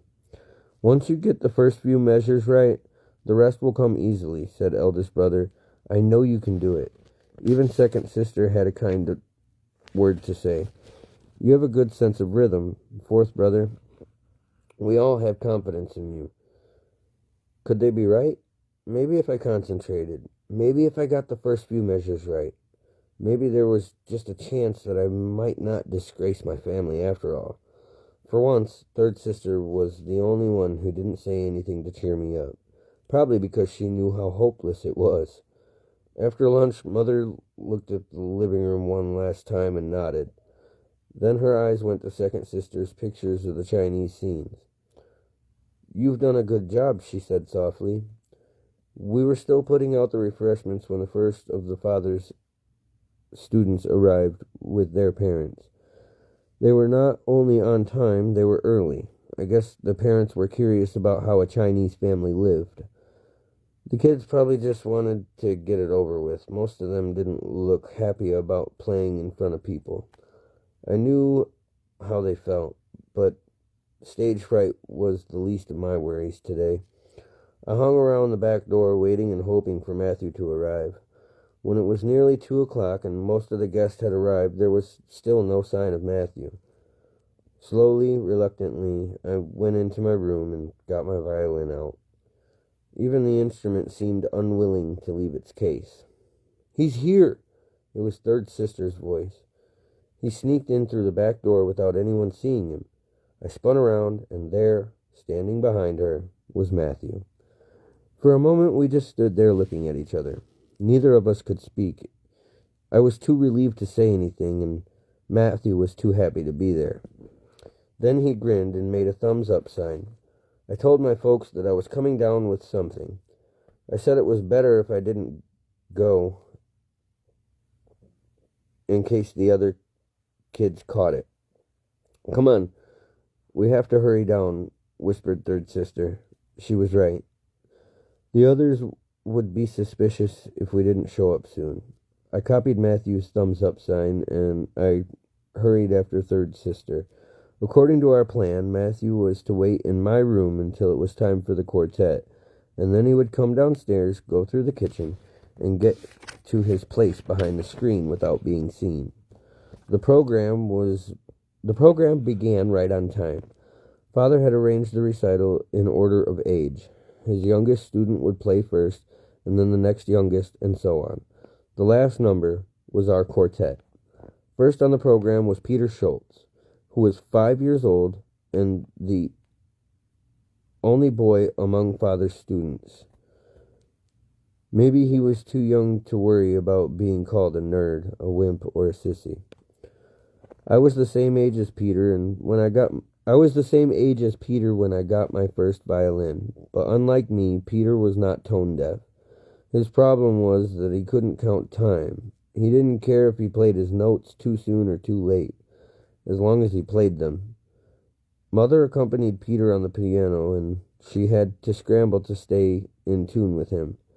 At the end of the piece, Peter bowed and beamed until his face almost split in two. We all clapped for him.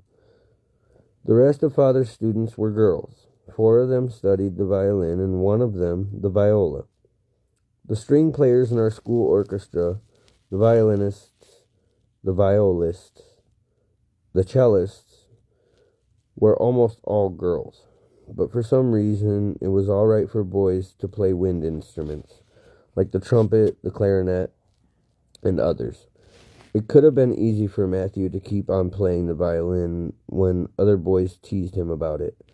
The girl who played next in the recital was terribly nervous. She was biting her lip as she played, and I found myself biting my lip too.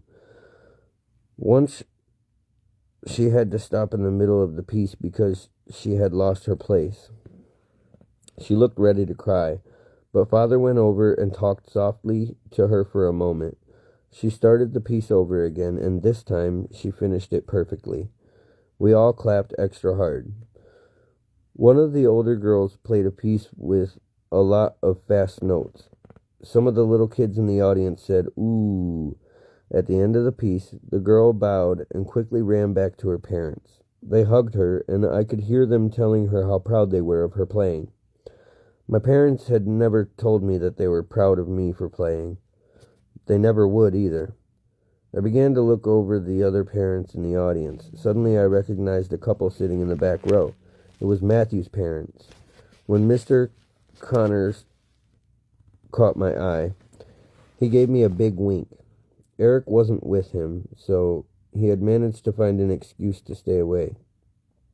The next 3 pieces seemed to pass very quickly, much sooner than I expected. It was time for our quartet. I jumped up and rushed over to help set up the music stands.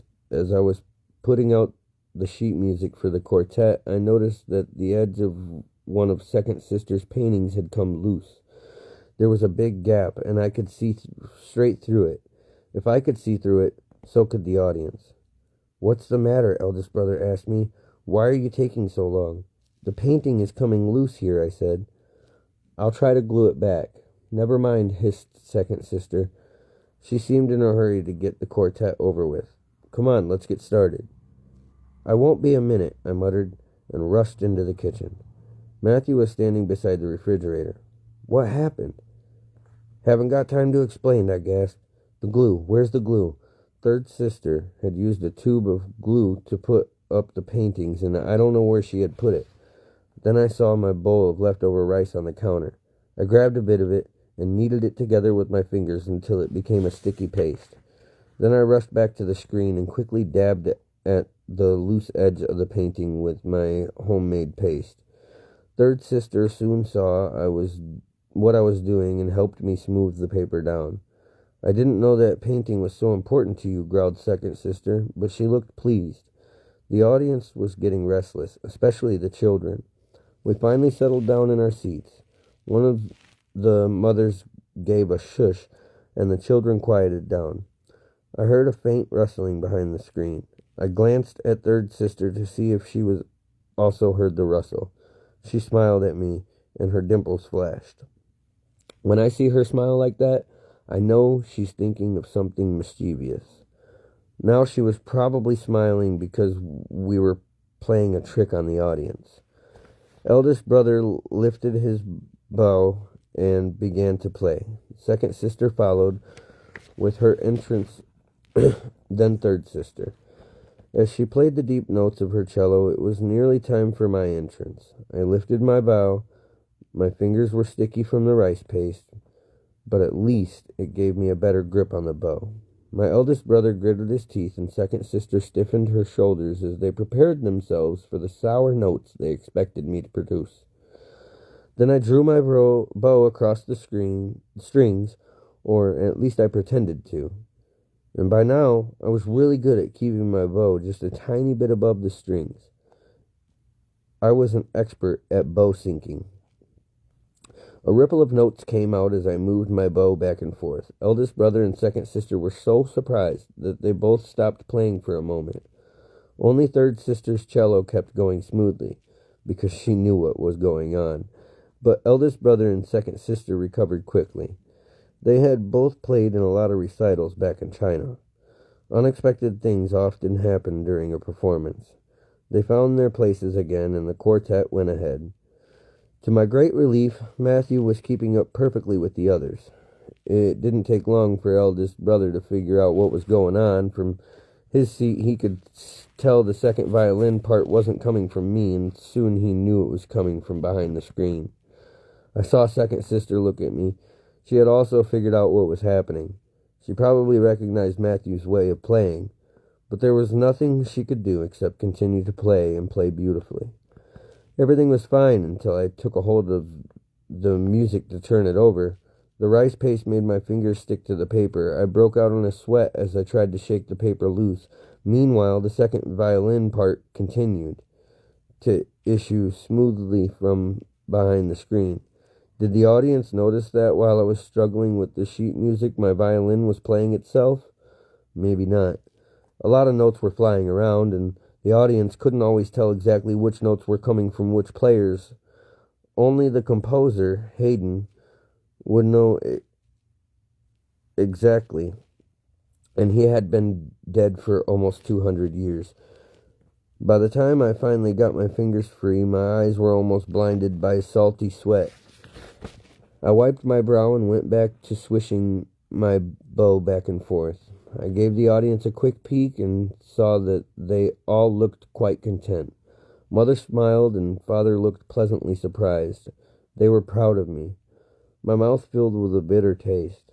My parents were proud of me for something I didn't do. Suddenly, I wished I had never thought of this trick. Third sister was right. It would have been better for me to play the second violin part. Even if I sounded terrible, at least I would have been honest. Honesty was a major part of our Chinese culture. But it was too late to change what I had done. Besides, Matthew was in this too. The quartet kept on playing, and I went on moving my bow back and forth silently. The music became faster and louder as we got near the end. Eldest brother had a short solo part with a dazzling swirl of notes that climbed higher and higher. After that, all five of us really, played together, and we finished with a big crashing chord. The audience burst out clapping, even the little kids. I stole a look at Matthew's parents. They were clapping as hard as everybody else. It was time for the four of us to stand up and take a bow. Third sister seemed to be having some trouble. We were crowded together, and she had to get her cello out of the way before she could bow properly. Third sister stepped back a little to give herself more room. She moved her cello to the left and bumped hard against the screen. Crash! In full view of the audience stood Matthew with his violin still in his hands. There was dead silence. I could see the audience trying to understand what was going on. Father and Mother were the first to suspect the truth. Their eyes went from me to Matthew and back to me again. I swallowed hard. I wanted to melt into a puddle and sink into the ground with shame. Why was Matthew still standing there? He had promised to steal away as soon as the quartet was over, but I really couldn't blame him for staying. I think he wanted to hear the clapping. After all, he earned it. Father broke the silence. So that's why the quartet sounded so different. Shock was being replaced by anger on his face. Mr. and Mrs. Connor just stood there stunned with their mouths open. Finally, Miss Connor found her voice. Matthew, what are you doing there?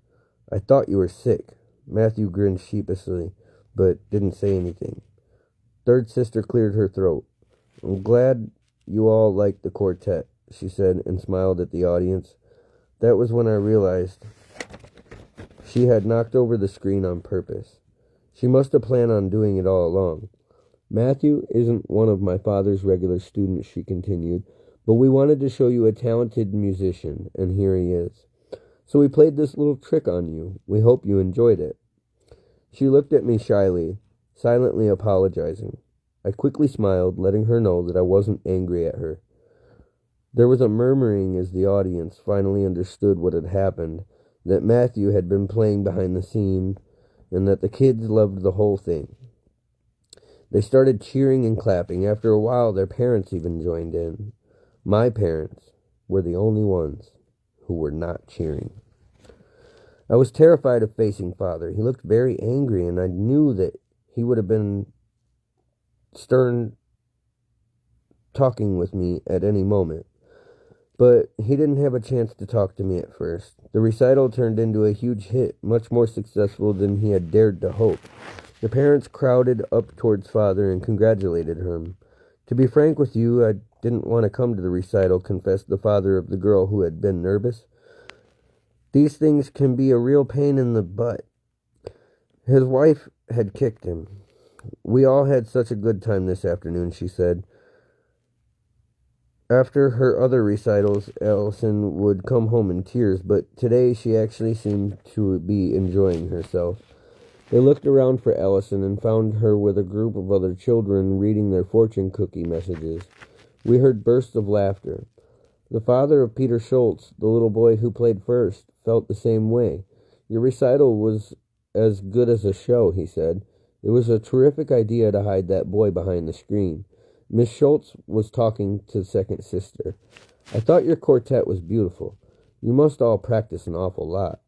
Second sister glanced at me. Yes, we practiced long and hard, all 5 of us, she said darkly. Then she turned back to Peter's mother and smiled. You're very kind.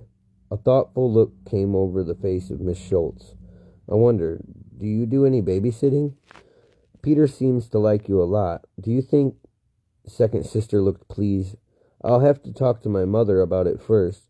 When second sister told Mother what Miss Schultz had said, Mother looked surprised. Are you sure you'd trust your son to a stranger? She asked Miss Schultz. A young girl like my daughter? But your daughter isn't a stranger, protested Miss Schultz. She's good with Peter. Besides, I can tell she's a serious, responsible young girl. While Mother went off to talk to another parent, Miss Schultz and second sister began to talk about hours and rates. Several of the parents came up to Father and said they knew people whose children would be interested in taking lessons. You have such talented children, said another parent. You must be very proud. Father looked more embarrassed than proud. When still another parent congratulated him on his talented children, he started to protest. Actually, my youngest son isn't. Third sister quickly interrupted. Your daughter's pretty talented herself, she said to the parent. I could see that father was torn. He felt he should confess the shameful truth about Yang the youngest and his terrible ear. But things were going so well, the parents were very pleased, and the children were all having a good time, so why spoil this nice party? While the other guests were busy chattering, the Connors just stood there looking dazed. Nobody in the audience had been more amazed than his own parents when Matthew had been revealed behind the scene. Third sister brought some refreshments over to them and introduced herself. Mr. and Mrs. Connor still seemed to have trouble finding words. Matthew finished putting away his violin and came to join his parents. So it's true, demanded Mr. Connor. You were playing all these notes. Matthew grinned. Not all of them. Just some of them. In fact, I played less than the others, because the second violin has the smallest part. But you kept up with the others, said Miss Connor. There was an awe in his voice. They were all going a mile a minute, and you kept up. Miss Connor put her arm around Matthew. I'd never been so surprised in my life. Father, who was going around greeting all the other parents, finally came to the Connors. Mr. Connor cleared his throat. When your wife invited us, I was going to refuse. Didn't know you were planning this surprise for us. Father shook Mr. Connor's hand. You must be very proud of Matthew. We didn't know that the boy was any good, admitted Mr. Connor. All we knew was that he spent a lot of time playing his violin. Matthew has a gift for music, Father told them. When someone has a gift for music, he will find a way to play, whether you want him to or not. Believe me. You've certainly opened our eyes, said Miss Connor. That must have been why Mary bumped into that screen. She did it on purpose to let us know that it was Matthew who was playing. Father looked bewildered. Who's Mary? Miss Connor looked bewildered, too. She pointed to third sister, who was putting away orange soda bottles. Isn't that Mary over there? Your daughter? She means third sister, I told Father. Mr. Connor grinned. Kids can be real doubles, can't they? I bet Mary and, Ying Tao? Yeah, Ying Tao. I bet they supplied Matthew. Yeah, Ying Tao, said Mr. Connor. I bet the two of them cooked up this scheme between them. Cooked up, repeated Father faintly. I think what Mr. Connor means is that third sister and I planned everything together, I told Father. But clearly third sister had her own ideas about how the recitals should have ended. I was glad that she did. I was glad that everybody now knew that it was Matthew and not me who had played the second violin part. Mr. Connor's face became serious. Do you think you could take Matthew as one of your students? Asked his father. Father looked uncomfortable. I thought my oldest son told me you were not working right now. He was giving Matthew some free lessons and he would be glad to continue, but we don't need charity, Mr. Connor said stiflingly. We'll find a way to come up with the money to pay you. Matthew earns some money himself, added Miss Connor. He can help pay for his own lessons. I'll be glad to pay for my lessons, Matthew said immediately. I mean it. I earn a lot of money delivering newspapers, he said to Father. He said, I can do it if you'll let me. You don't have time for a job, said Father. You need to study and practice your violin. Oh, come on, said Mr. Connor. Nobody needs to spend all his time studying and practicing. Besides, holding a job is good for a kid. It teaches them the value of money. Father didn't look convinced. I have seen too many American youngsters earning money just to buy something trivial like a pair of running shoes. Meanwhile, their studies suffer. Not always, said Mr. Connor. Take Matthew here. He delivers papers every morning, but he still gets decent grades in school, he added shyly. And you could see he also did okay with his fiddle. When Father didn't reply at first, Mr. Connor turned serious. You just said yourself that when a kid has a gift for music, you'll play whether you want him to or not. Seems to me that the opposite is true, too. If he doesn't have a gift for music, making him practice won't do him much good. Father winced. Even Mr. Connor saw that these words were not very tactful. Ouch, I shouldn't have said that. What I really mean is that all people are different. Now, Yang Tao, he's a great kid and I really mean it. Yang Tao is welcome at our house any time, said Mr. Connor. He's a good influence on my son Matthew. You bet, said Mr. Connor. I've never seen anyone pick up baseball so fast. If you were talking about gifts, he's got a real gift for baseball. You're, Yang Tao. Father stared at Mr. and Mrs. Connor and then at me. He got a real gift. He's got a real gift, you say. He had a great number of surprises this afternoon, but this was the greatest surprise of all. That's right, Mr. Connor said. You ought to come see him play baseball sometime. Then you'll see for yourself how talented your son is. When the door closed behind the Connor family, Father looked very thoughtful. Mother and third sister were cleaning up while eldest brother and second sister went around returning chairs to the neighbors. On her way back, second sister drew me aside. I'm proud of you, fourth brother. All this praise was making me lightheaded. First, it was the Connors, and now second sister, who had always been the most impatient with me. What do you mean? I asked. You don't have to pretend, she said. I know what you did. You gave up your place in the quartet so your friend could play. It was very generous of you, fourth brother. I just wanted the quartet to sound good, I muttered, embarrassed. I didn't want to ruin the recital. That, too, was noble of you, she said. You were sacrificing yourself for the good of the family. Well, if she thought it had been a great sacrifice on my part, I wasn't going to try to change her mind. That evening, as usual, we all went to practice. Eldest brother practiced violin scales in our bedroom. Second sister started a new viola piece in the living room. Third sister went into the bathroom and sat down on the toilet seat with her cello. She liked the way the sound bounced off the tile walls in the bathroom. She also claimed that the carp in the bathtub splashed with their tails to show how much they liked the music. In the kitchen, I sighed and took up my violin. I didn't try to tune it. What was the use? But before I could tuck the violin under my chin, Father came in. Yang Tao, I want to talk to you. My heart began to beat faster. It had come at last. Our talk. He was going to tell me I had disgraced our family. He sat down on a kitchen chair and made me sit facing him. 4 years, he began. Your mother and I believed that you did not have the right attitude towards music, that you were simply not trying hard enough.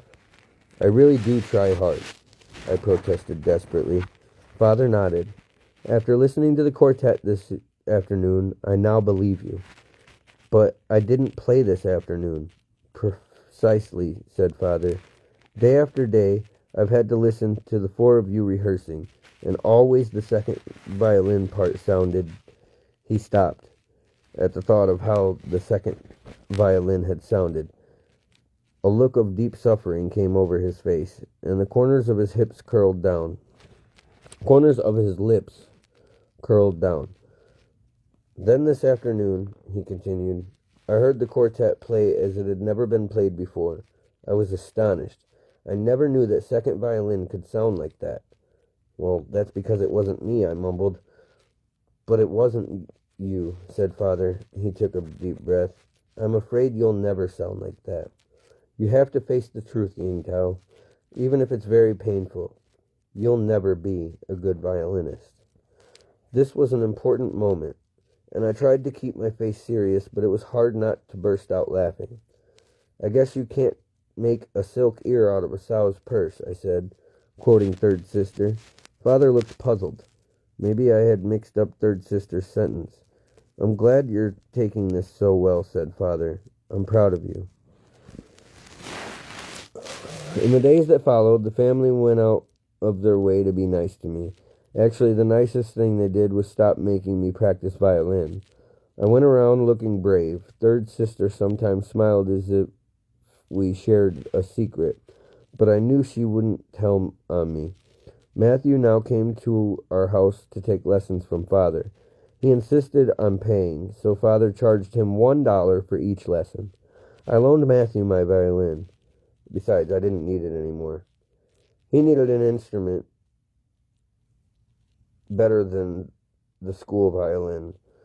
The news about our recital got around, and when our orchestra conductor heard about it, he decided to give Matthew another audition. After the audition, the conductor moved Matthew to the front row, where the audience could hear him, and as for me, I told the conductor I wanted to give up the violin and play the triangle instead. He looked very relieved. Matthew still plays quartets with my brother and sister sometimes. On these days, second sister always asks me whether I mind being left out. Of course, I tell her I don't mind. But sometimes when I look at the four of them so wrapped up in music, I remember a story I used to hear in China about a blind boy. He was born blind, so he never knew what it was like to see colors. Tell me again about the sunset, he would ask, and people would try to tell him. Then they would describe the orange sky, deepening into a crimson on the edges of the rooftops lined with gold. He would thank them politely, but they knew that they had not been able to make him see how beautiful it was. After all, he was blind. I felt like that blind boy as I listened to Matthew and the rest of the Yangs talk about a certain piece of music. In the end, Father forgave me for not being able to play violin. He even bought me my own baseball bat. But the best part was when Mr. Connor finally persuaded our family to attend a game that our neighborhood team was playing. It wasn't easy. I have to practice, said eldest brother, shaking his head. There's still one passage where I can't seem to get the fingering right. We don't know anything about baseball, complained second sister. We'll be bored to death. I can explain what's happening, offered Mr. Connor. Third sister saw how wistful I was. Fourth brother listened patiently to music all these years, and he never complained about being bored. The least we can do is go to the game, just this once. All right, let's go, said Father. I'm curious. I want to know what it is that makes Ying Tao work so hard at baseball. The game started badly. The other team was good, and they got 2 runs in right in the first inning. In the 4th inning, they got a man on first, and one of their best hitters came up to bat. He could hit hard, so our outfielders got themselves ready for a line drive. I was the shortstop, and I was close to the batter from the way his eyes moved around. I guessed that he was going to try to bunt. I was right. He swung his bat, and the ball bounced on the ground in front of me. I was already running for it. I scooped up the ball and threw it to first baseman, and in a single unbroken movement. The batter was out, and the other side was retired. In the cheers of the crowd, I thought I heard a girl's high, shrill voice. It was probably third sister. She could pick up Americans' cheers faster than anybody. Things began to get better. Our side made a run in the 6th inning. When I came up to bat in the 7th inning, we already had 1 man on first base, and Matthew was on third. I carefully wiped my hands onto my pants. Something made me look up at the stands where my family was sitting. They were way up front, and Mr. Connor was leaning over, probably explaining the game to them. Eldest brother looked bewildered, and second sister looked bored. Mother was frowning, but third sister was smiling. Father's face had no expression. I took a deep breath and faced the pitcher. The pitch was low, and the second one way too high. The first pitch was low, and the second one way too high. I didn't even jerk my bat. The third one seemed to be outside, but it curved a little bit at the last minute. By then it was too late to swing. Strike, said the umpire. There was a murmuring from the spectators. Another throw, this one definitely outside. Was the pitcher going to walk me? The bases would be loaded then, but our side already had 2 men out, so the next hitter would have to make the hit. So, should I accept a walk or should I try for a hit, even if the pitcher was not a good one? I glanced up at the stands and my eyes met my father's. He nodded. Of course, he understood nothing about baseball, but I knew what he wanted. When the ball came, I swung at it with everything I had. It cracked against the bat, and a shock up my arms went up my arms like electricity. I didn't wait to see where the ball went. I just threw the bat down, lowered my head, and ran like mad. It wasn't a home run. Maybe I'll never live to hit a home run, but from the screams of the crowd, I knew that Matthew had got home safely. The roaring got louder.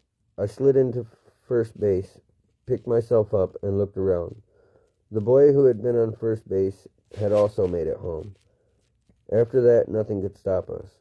Our team got another run in the ninth, and we won the game. We filed off the field to the sound of cheers. As I passed my family, I heard a tapping noise. I looked back and saw that eldest brother and second sister were smiling at me and tapping the bench with their pencils. Suddenly, I understood what they were doing. During a rehearsal, the string players sometimes went to tell a soloist or a guest conductor that they think he did well. They showed their appreciation by lightly tapping their instruments with their bows. Eric stared at eldest brother and second sister. "What are they doing that for?" he asked. My throat was tight, and I couldn't answer. Matthew answered for me. "It's their way of telling Ying Tao that he did a good job." "I'll say he did," said Eric. "You can see that hitter was going to bunt, couldn't you, Ying Tao? You've got a great eye, and made up for having a terrible ear." And just like that, in 3 parts, and I'll have to go back and look at the timestamps, but I don't think it took me more than about 2 hours to read this book, to be honest with you. I'm a horrible reader. I don't think I did too bad, but yeah. That's Yang the youngest and his terrible ears. And there's a lot to be learned from this book about parenting and supporting your children in their dreams and learning to accept the fact that our children are their own beings. And it's important for us to identify their talents and their passions and their hobbies early on so that we can nurture those things. And as I read this book, I think a lot about my daughter and the fact that I can't see her and the fact that I have no influence in her life, but one day, through all the books and knowledge that I've learned and applied along the way through going to child abuse summits and counseling and reading books like this, if I'm ever fortunate enough to be a part of her life again,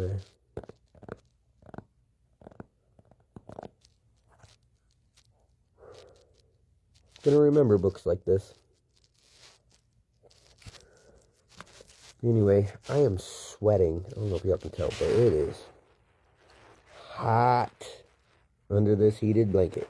And it is -5 degrees just on the other side of it. And I have been sweating through this book because I wanted to try to get it read as fast as possible for y'all. Which is another reason why I kind of jumbled a few parts up. But, oh well. We made the best of it. We did the best with what we had. We got 2 cell phones, a mobile home, a heated blanket. It don't take much, y'all. It don't take much. Just $1 and a dream. Anyway, I'll see y'all next time, okay? Peace.